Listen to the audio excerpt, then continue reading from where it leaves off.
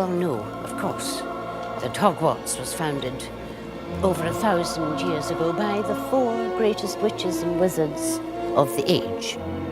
Godric Gryffindor, Helga Hufflepuff, Rowena Ravenclaw, and Salazar Slytherin.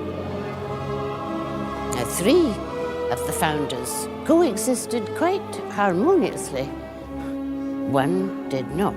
Olá, bem-vindos mais uma vez ao canal Hogwarts. Já não se esqueçam de subscrever.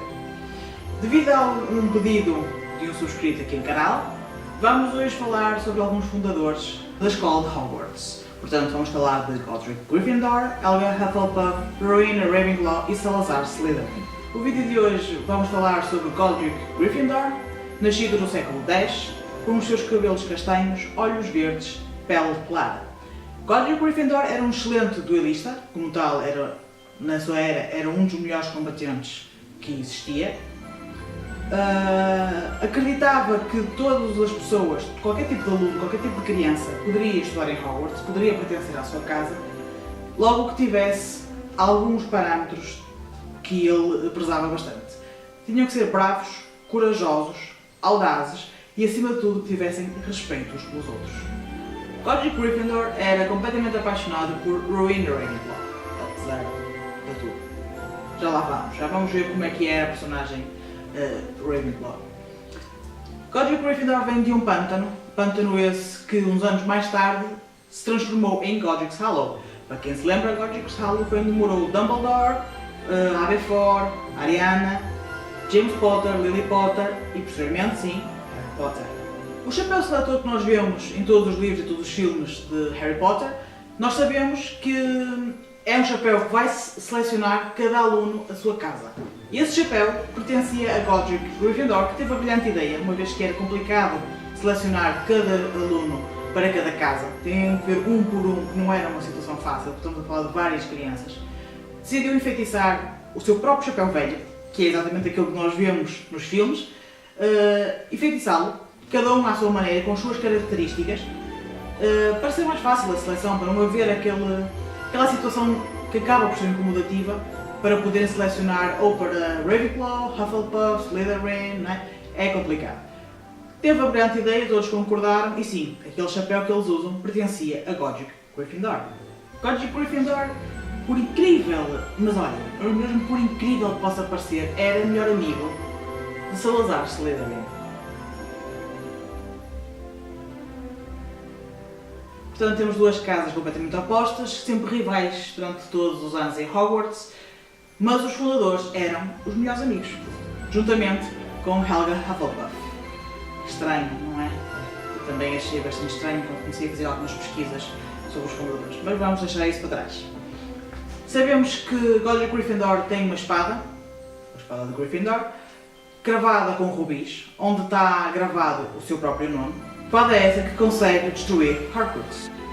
Godric Gryffindor era conhecido como uma pessoa leal, era uma pessoa honesta, sincera, era bastante amigo do seu amigo e a maior parte dos alunos da sua casa eram simplesmente vidrados em Godric Gryffindor. Todos os alunos pertencentes à casa de Godric Gryffindor achavam o seu fundador uma pessoa simplesmente fantástica. Podemos dizer que se existe aquele amigo, aquele companheirismo de equipa, aquele companheirismo de casas, todo esse poder pertencia a Godric Gryffindor. Rowena Ravenclaw nasceu no século X, com o seu cabelo preto, olhos escuros e pele pálida. Era bastante inteligente, podemos dizer que era daquelas mulheres que, além da sua beleza, Rowena Ravenclaw transbordava beleza e era uma das pessoas mais inteligentes de Hogwarts. Não subestimem um Ravenclaw. Ravenclaw são conhecidos realmente pela sua inteligência em si. Podemos dizer, por exemplo, que em Hogwarts a passagem secreta para a casa de Ravenclaw é diferente de qualquer outra casa em Hogwarts. Existem enigmas para entrarem numa casa da Ravenclaw e vocês só entram dentro do vosso quarto, não é? Ou seja, dentro da casa em si onde têm o vosso dormitório, se conseguirem descobrir o enigma, senão vocês dormem mesmo nas escadarias de Hogwarts. Portanto, é preciso ter uma mente bem estruturada e uma mente bem brilhante para ser um Ravenclaw. Das poucas pessoas que em Hogwarts, por exemplo, poderiam ter entrado em Ravenclaw, daquelas personagens mais ditas em si, seria Hermione, por exemplo. Sim, Hermione podia ter entrado em qualquer uma das 4 casas de Hogwarts. Ela e a professora Minerva eram as únicas que poderiam ter entrado em qualquer uma das casas facilmente.